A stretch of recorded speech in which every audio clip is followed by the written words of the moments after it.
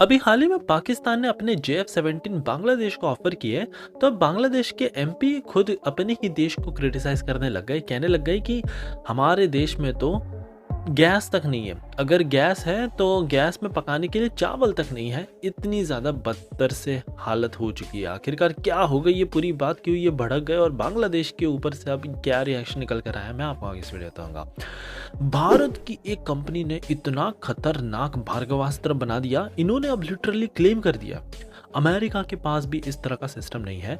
America और बाकी के देश ज़्यादा से ज़्यादा एक बार में 4 मिसाइल साइमल्टेनियसली लॉन्च कर सकते हैं, लेकिन भारत का ये सिस्टम माइक्रो मिसाइल लॉन्च करता है एक बार में 60 से ज़्यादा।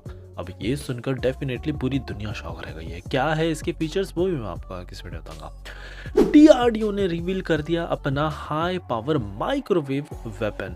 अब ये लेज़र वेपन से थोड़ा अलग है और ये जो माइक्रोवेव टेक्नोलॉजी है बहुत ही एक शॉर्ट बस्ट ऑफ पावर छोड़ती है। 5 किलोमीटर के दायरे में आने वाले किसी भी टारगेट को सीधा अंधा बना के इसको डिस्ट्रॉय कर सकती है। हमारी अगली खबर दुबई बेस्ड कंपनी की तरफ से आई है, एज ग्रुप। रिसेंटली इन्होंने अपना बहुत ही खतरनाक दिखने वाला जेनहा UCAV बनाकर तैयार कर दिया है। इसका सबसे कूल फीचर है इसकी स्पीड। बताया जाता है लिटरली मार्क 0.7 1000 किलोमीटर प्रति घंटे की रफ्तार है, जो कि इसको पूरी तरह से हटके बना देती है। अब बस दुबई यहाँ पर चाहता है कि भारत की कोई कंपनी इनके साथ आए, दोनों कोलैबोरेट करे और भारत में एक हाई स्केल मैन्युफैक्चरिंग डालकर दुनिया भर में इसको बेचना स्टार्ट करे। ये भी बहुत ज़्यादा कूल टेक्नोलॉजी से लैस है, मैं बताऊंगा कैसे।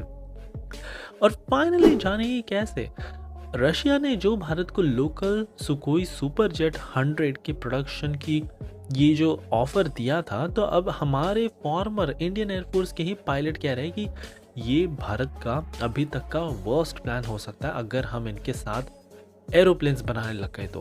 और इसके पीछे एक बहुत ही गहरा रीज़न है, वो भी मैं आपको आगे इसमें बताऊंगा। सो काफ़ी इंटरेस्टिंग, काफ़ी क्विक ये सीरीज़ होगी, इसलिए प्लीज़ आप एंड तक देखिएगा।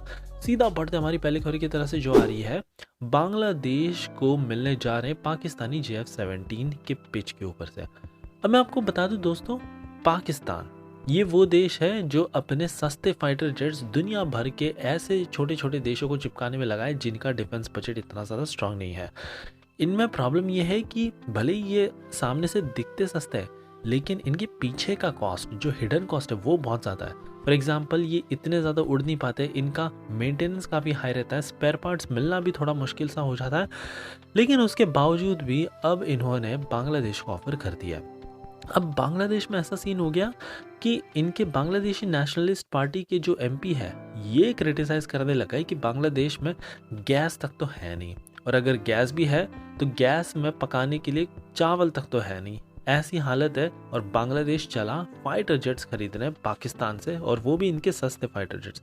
आगे इन्होंने खुद ये क्रिटिसाइज़ कर दिया। इन्होंने कहा कि ये जो JF-17 है भले ही jointly light weight fighter jets की कैटेगरी में आता है, लेकिन इसमें बहुत ज़्यादा हिडन कॉस्ट छुपी हुई है। इसके लॉन्ग टर्म कॉस्ट कोई देख ले, जिसमें मेंटेनेंस, ट्रेनिंग, स्पेयर्स, अपग्रेड्स, इसके सामने तो वाकई में पाकिस्तान पूरी तरह से बांग्लादेश को फंसाने में लगा हुआ है, ऐसा इन्होंने कह डाला। आगे तो ये कहते हैं कि बांग्लादेश को इन सबसे अच्छा, सबसे बेसिक हमारी जो एनर्जी सिक्योरिटी है इस पर फोकस करना चाहिए, देन एंड ओनली बांग्लादेश का कुछ हो पाएगा। अब बांग्लादेश आए दिन भारत के खिलाफ कुछ ना कुछ षड्यंत्र बकता रहता है, लेकिन देखने लायक हुआ कि ये कैसे पाकिस्तान के साथ, क्या सच में ये JF-17 प्रोक्योर करते हैं, ये तो आने वाला वक्त ही बताएगा। हमारी अगली खबर भारत की माइक्रो मिसाइल टेक्नोलॉजी को लेकर आई है। मैं बता दूं, सोलार इंडस्ट्रीज के CEO ने एक बहुत बड़ा घोषणा कर दी। इन्होंने कहा कि अमेरिका और कई तमाम देशों के पास भी इस तरह की टेक्नोलॉजी नहीं है। ये देश भी ज़्यादा से ज़्यादा 4 मिसाइल साइमल्टेनियसली लॉन्च कर सकते हैं, लेकिन भारत की ये कंपनी 60 माइक्रो मिसाइल एक बार में लॉन्च करती है, और this is nowhere else in the world up to date.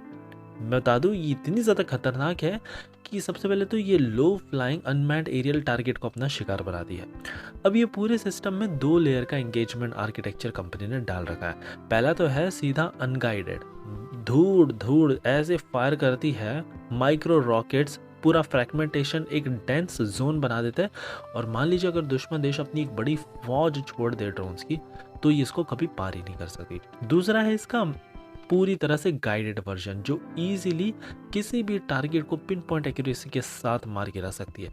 तो बस यही सारी खूबी है, एक बार में ये 64 माइक्रो मिसाइल्स साइमल्टेनियसली लॉन्च कर सकती है और वो भी 5-5 किलोमीटर आसमान तक ऊपर चली जाती है। इतनी ज़्यादा इसकी हाई अल्टीट्यूड वाली भी रेंज है। तो डेफिनेटली भारत के हिली रीजन्स में तो ये बहुत ही बेस्ट है। हमारी अगली खबर डीआरडीओ के एक नए वेपन को लेकर आई है। रिसेंटली डीआरडीओ ने अनवील कर दिया अपना high power microwave weapon technology. इसको डीईडब्ल्यू के श्रेणी में आप डाल सकते हो। मैं आपको बता दूं, यहाँ पर ये जो पूरा प्रोटोटाइप वर्जन अभी हमने डेवलप किया है, बेसिकली आइडिया ऐसा है कि एक short burst of high power ये सीधा छोड़ेगा किसी भी टारगेट के ऊपर। एस बैंड पर यह आधारित होगा और यहाँ मैं बता दूं लगभग 450 मेगावाट का ये पूरा आउटपुट पीक पावर होगा। हम सीधा हमारे टारगेट पर छोड़ेंगे और तुरंत इसका जो mission computers on board electronics है, ऑन द स्पॉट इसके चिथड़े चुथड़े उड़ जाएंगे। ये सिंपल सा कॉन्सेप्ट है।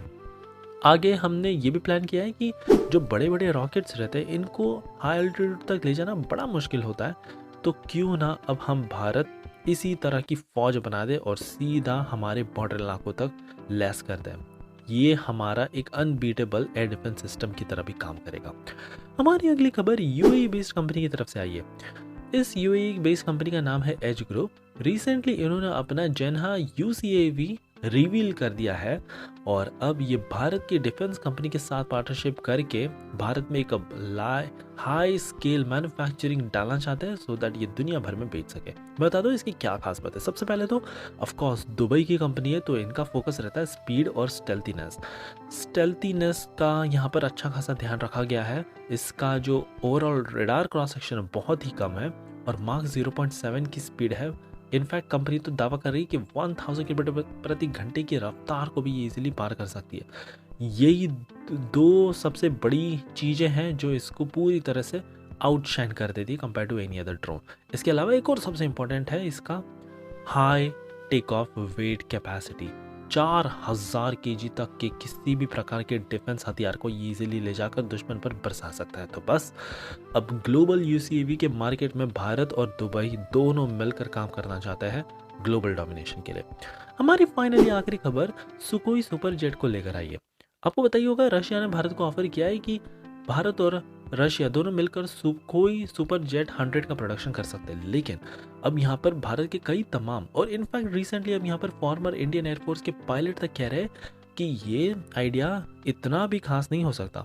पेपर में अच्छा लग रहा है सब कुछ, लेकिन अगर एक्चुअल देखा जाए तो जेट तभी फायदेमंद रहता है जब ये 8 से 10 घंटे हर दिन उड़ेगा।